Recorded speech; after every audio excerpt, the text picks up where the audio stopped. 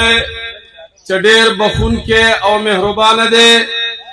مخکې د دې نه چې زه د خپل کلي د مشرانو د طرف نه د دې راغلي مېلمنو شکریا ادا کوم، د دې اغراض او مقاصد بیان کوم.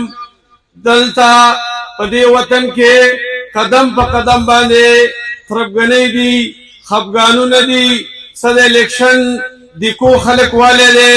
نو منګه دا مناسب وګڼل چې عمده خلک دي چې د دې علاقې د دې وطن د دې سیمې ترجماني کوي.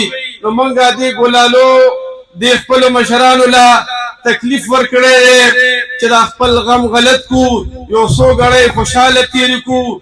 زه د دې نه مخکې چې طیب اجي صاحب ته ووایم چې دا پروګرام مخکې بوځي، زه د ټولو ګلالو چې هر یو په خپل ځای باندې داسې یو ګلدار ګل دی چې هغې صفت زما په خولې نه راځي، ډېره زیاته شکریا ادا کوم.